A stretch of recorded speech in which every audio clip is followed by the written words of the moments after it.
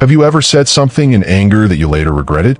Maybe you snapped at a friend, argued with your partner, or fired off a text you wished you could delete. In those moments, it feels like we are prisoners of our emotions, dragged wherever they want to take us. The Stoics believe this is where true slavery lies, not in chains on the hands, but in chains on the mind. If you can't control your reaction, then your emotions are controlling you. And that, my friend, is dangerous. Before we dive in, if you want to keep building a calmer, stronger, and wiser mind, make sure to like this video and subscribe.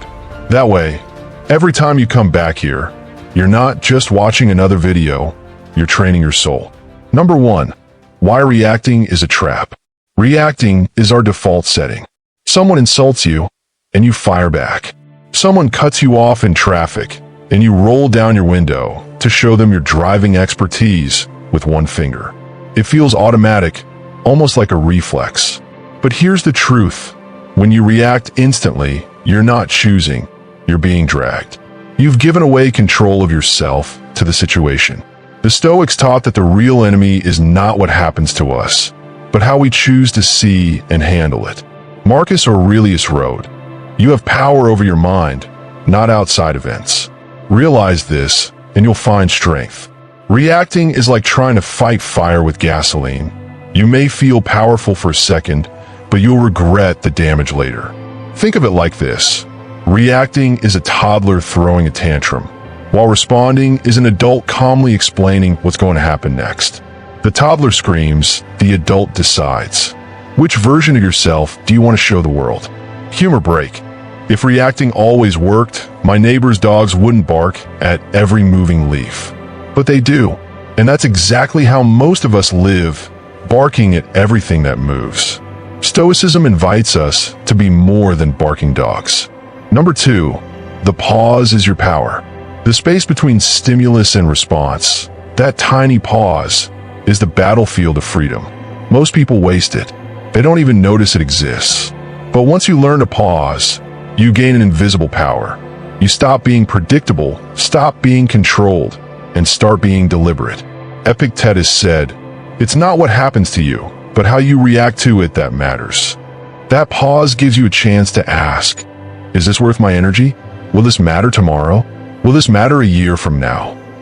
9 times out of 10, you'll realize it's not worth ruining your peace. Imagine you're at work and your boss criticizes you in front of everyone. Reacting would mean snapping back, storming out, or spending the whole day boiling with anger. Responding would mean pausing, breathing, and then calmly asking for clarity. Which one protects your dignity? Which one builds respect? Here's the humor. When you learn to pause, you start to look mysterious. People think you're deep, wise, and calculating. Really, you're just counting to 3 in your head like a kid learning math.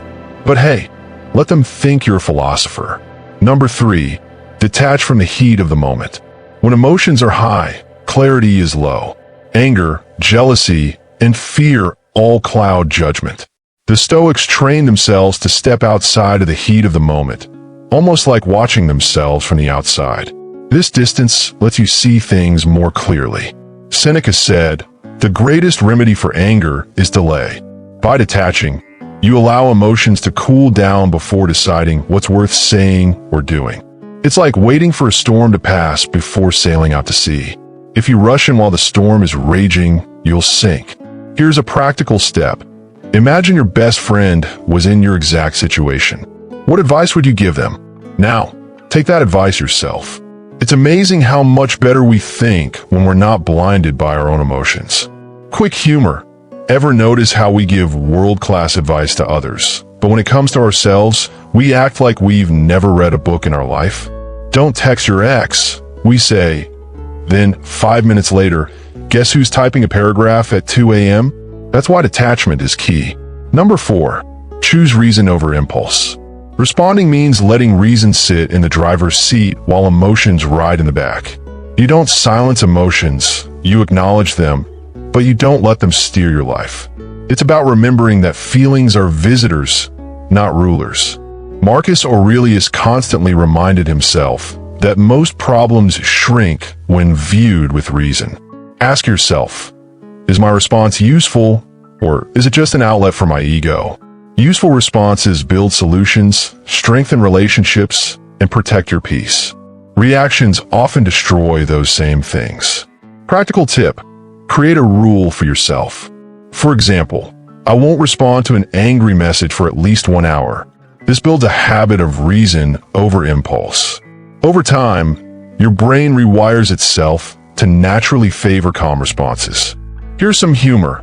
We often say, "I wasn't thinking," when we overreact, which is true. But imagine if your brain could send you a voicemail. "Hey, it's me, Reason. Sorry I missed your call. Next time, wait before doing something dumb." That's the essence of responding, overreacting. Number 5, the strength of stillness. At the heart of Stoicism is stillness, a calm mind that cannot be easily shaken. When you train yourself to respond instead of react, you are practicing stillness in motion. You move through chaos like water flows around rocks, smooth, patient, unstoppable. This doesn't mean you become passive or weak. On the contrary, choosing to respond is the strongest move you can make. Anyone can scream, curse, or slam doors, but it takes true power to remain calm when everyone else is losing control. Remember, the world will always test you: insults, delays, disappointments, betrayals. You can't stop these tests, but you can train your mind to pass them. Responding turns every challenge into a chance to practice mastery over yourself. To wrap it up, don't aim to be a person who reacts to everything like a puppet on strings. Aim to be someone who pauses, thinks, and responds with clarity. That's what the Stoics called true freedom, being in control of yourself. And if you train your mind this way, you'll find something even rarer than happiness. You'll find peace. Number 6, mastering the first emotion. The Stoics knew that the first emotion is natural, but the second one is optional. You can't stop the initial spark of anger, jealousy, or fear. It's automatic. But what happens after that spark is entirely up to you. That's where your training shows. Epictetus explained this beautifully. It is not the things themselves that disturb us, but our judgments about them. The first feeling is the event, but the reaction is your judgment. If you can catch yourself before adding fuel to that fire, you turn a spark into nothing instead of forest fire. Think of it like touching a hot stove.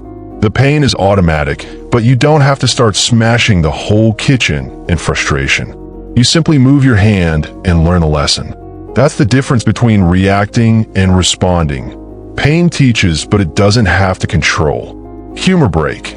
If every stub toe turned into a family emergency, most of us would be divorced by now.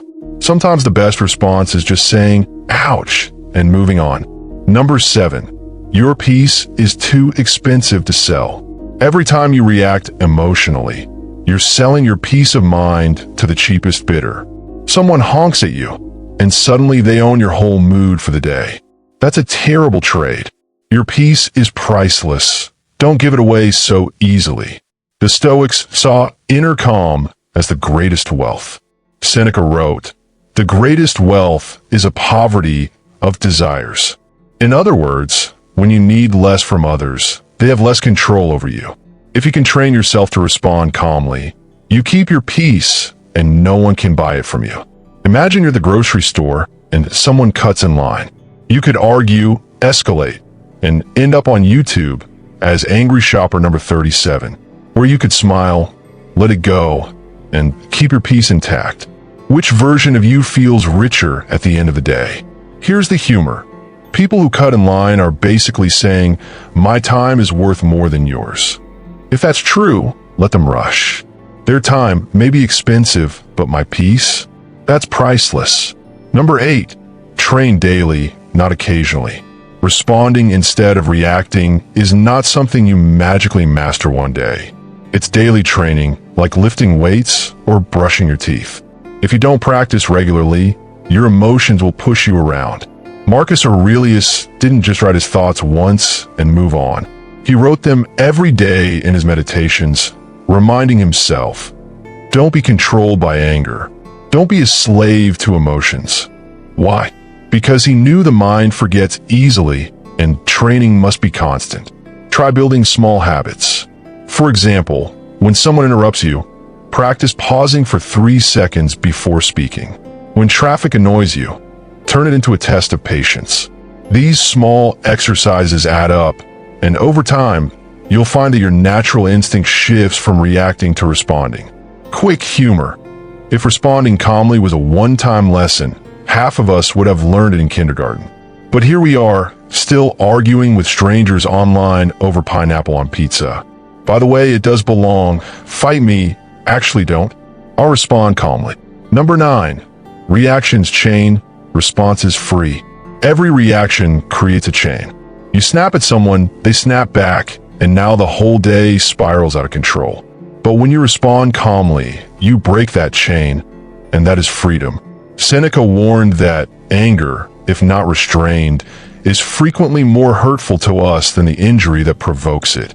In other words, your reaction often causes more harm than the original problem.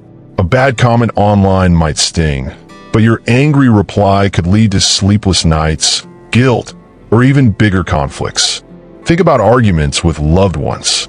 A single calm response can save hours of unnecessary fighting. A single pause can save a relationship. That's the quiet, invisible power of responding. You stop the chain before it destroys something important. Humor break. If you've ever argued with someone only to forget what started it, you know exactly what I mean.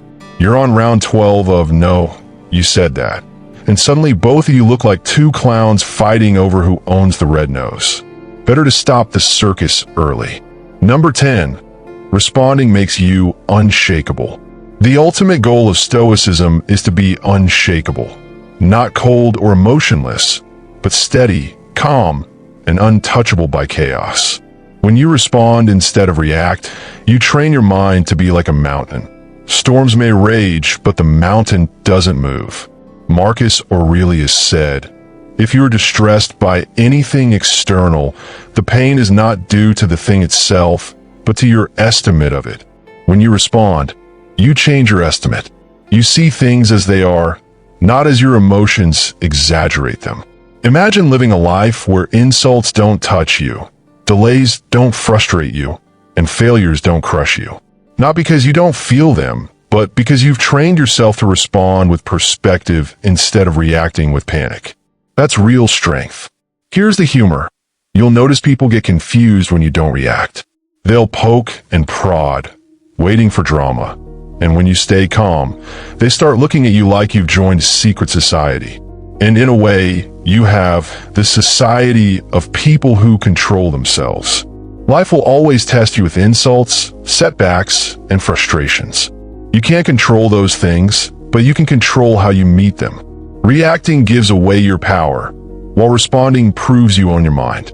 Train yourself to pause, to think, and to choose wisely. That is the Stoic way, and it's how you protect your peace in a world that thrives on chaos.